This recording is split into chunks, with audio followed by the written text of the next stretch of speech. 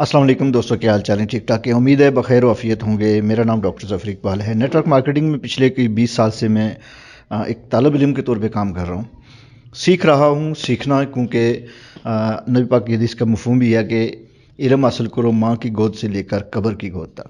तो आज आप लोगों के लिए भी एक नया पैगाम है, एक नया मैसेज है, और स्पेशली ये उन लोगों के लिए पैगाम मैं आज दे रहा हूँ कि जो हिम्मत हार जाते हैं, जो समझते हैं कि थोड़ा सा काम करने के बाद अगर किसी चीज़ का रिज़ल्ट नहीं मिलता, थोड़ी सी मेहनत करने के बाद किसी चीज़ का रिज़ल्ट नहीं मिलता, तो वो काम छोड़ देते हैं या वो काम स्विच कर देते हैं, किसी दूसरी तरफ निकल जाते हैं, कोई दूसरा काम स्टार्ट कर लेते हैं। ये बिल्कुल इसी तरीके से है कि आप एक रास्ते पे जा रहे हैं, एक मंजिल की तरफ जा रहे हैं, और वो रास्ते में थोड़ा सा कच्चा रोड आ जाता है, थोड़ा सा मुश्किल रास्ता आ जाता है, तो आप रास्ता चेंज करके मंजिल ही तब्दील कर लें। ये सही नहीं है, बल्कि आप उस मुश्किल को अबूर करने के लिए, उस मुश्किल को क्रॉस करने के लिए, उससे निपटने के लिए कोई एक ऐसा आसान हल ढूंढ लें, जो कि ज़हीन लोगों की पहचान भी यही होती है, अक्लमंद लोगों की पहचान भी यही होती है कि वो मुश्किल काम के लिए आसान तरीका ढूंढते हैं। दोस्तों, आज की इस मैसेज का जो मकसद है, वो मेरे कुछ दोस्त जो मेरे साथ अटैच हैं, उन्होंने ये सवाल किया कि मार्केटिंग के हवाले से अगर देखें तो हम कुछ लोगों को अपनी प्रोडक्ट्स की, अपनी मसनूआत की जो उसकी पोस्ट्स हैं या मसनूआत की जो कुछ उसका जो तारफ़ है वो करवाते हैं, लोगों को ऑफ़र करवाते हैं, लोगों को इंट्रोड्यूस करवाते हैं, लेकिन लोग जो है वो उसका रिस्पांस नहीं देते। दोस्तों, ये तमाम बातें करने से पहले मैं आज आपको एक स्टोरी सुनाता हूँ।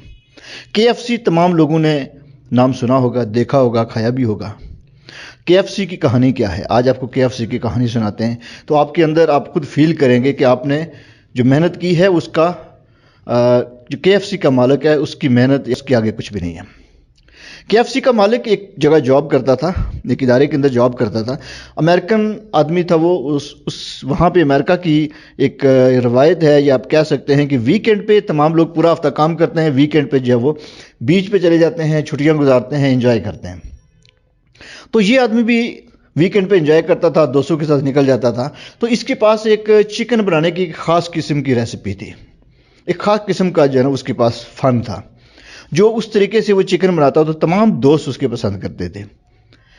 अच्छा, उसके ज़हन में ये ख्याल आया कि चूँकि तमाम दोस्त जो है पसंद करते हैं और बार बार इसकी फरमाइश करते हैं, तो क्यों ना ऐसा हो कि जब मैं रिटायर हूँ तो मैं इसी रेसिपी के ऊपर एक रेस्टोरेंट खोल लूँ। जब वो रिटायर हुआ तो उसको जो ग्रेजुइटी मिली या जिसको पेंशन मिली वो थी सिर्फ $90, और $90 के अंदर जो वो अपना काम नहीं कर सकता था, अपना रेस्टोरेंट नहीं बना सकता था। उसने सोचना शुरू किया, उसके ज़हन में आया कि मैं ये तरकीब जो है जो मुझे आती है, ये मैं क्यों ना सेल कर दूं, किसी अच्छे रेस्टोरेंट को बेच दूं।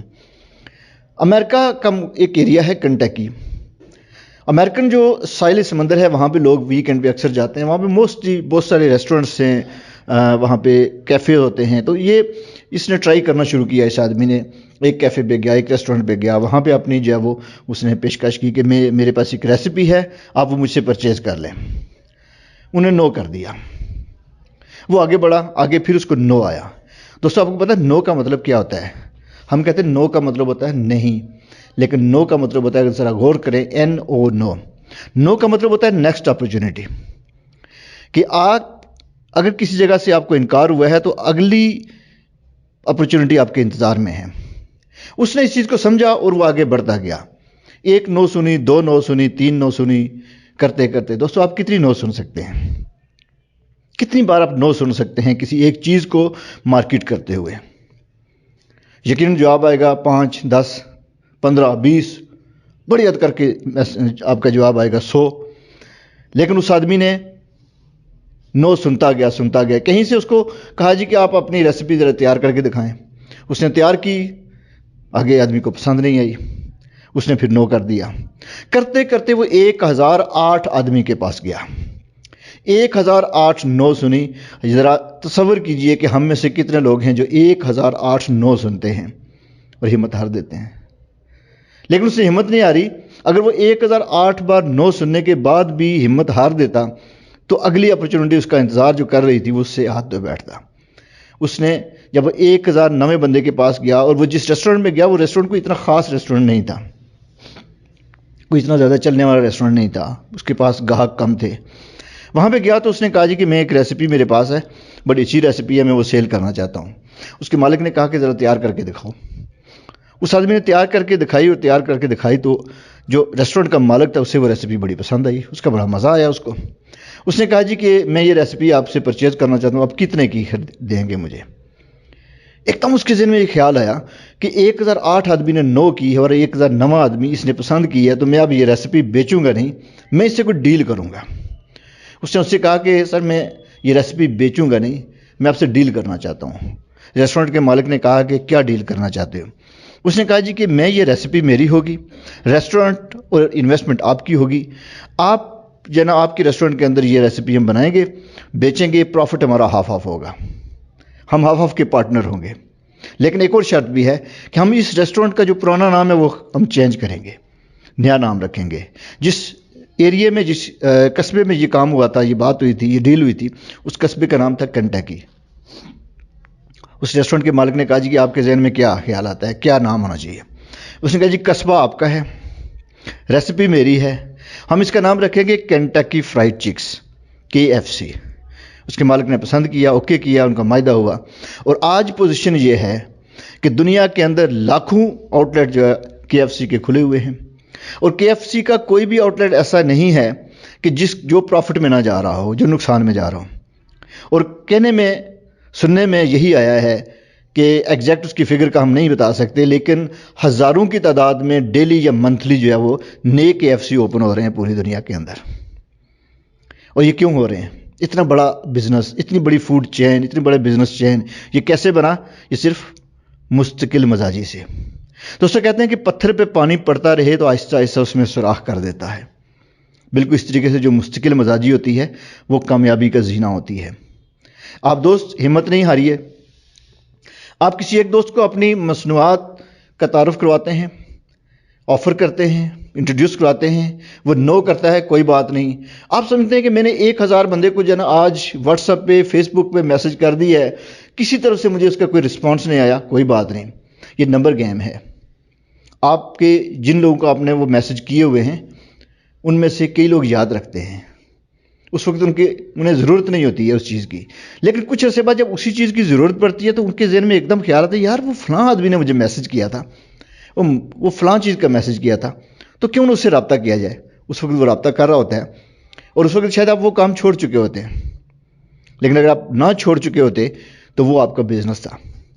تو اس لیے ہمت نہیں ہاریے، 1 نو 2 نو 1000 نو بھی آ جائے آپ کو کوئی مسئلہ نہیں ہے۔ اگر آپ ہمت نہیں ہارتے، آپ مستقل مزاجی سے لگے رہتے ہیں، کام کرتے رہتے ہیں، تو یہ دنیا، یہ مارکیٹ، یہ فتح آپ کی ہے۔ اب یہ آپ پہ ڈیپینڈ کرتا ہے آپ کتنے مستقل مزاج ہیں۔ اگر آپ مستقل مزاج ہوں گے تو ہماری دعائیں، ہماری سپورٹ، آپ کے ٹیم لیڈر کی سپورٹ آپ کے ساتھ رہے گی۔ دوستو ہمت نہیں ہارنا، آگے بڑھیے، ہاتھوں میں ہاتھ دیجئے، ہم آپ کو انگلی پکڑ کے چلنا سکھائیں گے، ہم آپ کو ساتھ ساتھ چلنا سکھائیں گے، ہم آپ کو گرنے نہیں دیں گے۔ بالکل اسی طریقے سے کہ جب آپ کے بڑے بھائی، آپ کے بزرگ جب آپ بچپن میں چلنا نہیں سیکھتے تو انگلی پکڑ کے آپ کو چلنا سکھاتے ہیں، جب آپ چلنا شروع کرتے ہیں تو پھر آپ دوڑنا بھی سیکھ جاتے ہیں، پھر پوری عمر دوڑتے ہیں، پوری عمر چلتے ہیں، اور پھر جب آپ کے بچے ہوتے ہیں، آپ کے چھوٹے بہن بھائی ہوتے ہیں، پھر آپ ان کو انگلی پکڑ کے چلنا سکھاتے ہیں۔ یہ دنیا لرننگ کی دنیا ہے، یہ دنیا سیکھنے کی دنیا ہے، اور یہ دور، یہ وقت اور آنے والا جو ہمارا دور ہے وہ ڈیجیٹل مارکیٹنگ کا دور ہے۔ اس دور کے لیے تیار رہیے، تیار رہیں، سیکھیں اور آگے بڑھیں، ہمت نہیں ہارنی۔ اور وہ پنجابی میں کہتے ہیں چکنا نہیں، تھکنا نہیں تے اکنا نہیں۔ جب یہ 3 چیزیں آپ کریں گے تو یہ دنیا، یہ مارکیٹ آپ کی ہے۔ یہ مارکیٹ آج آپ کے سامنے ہے، کل آپ کے قدموں میں ہوگی۔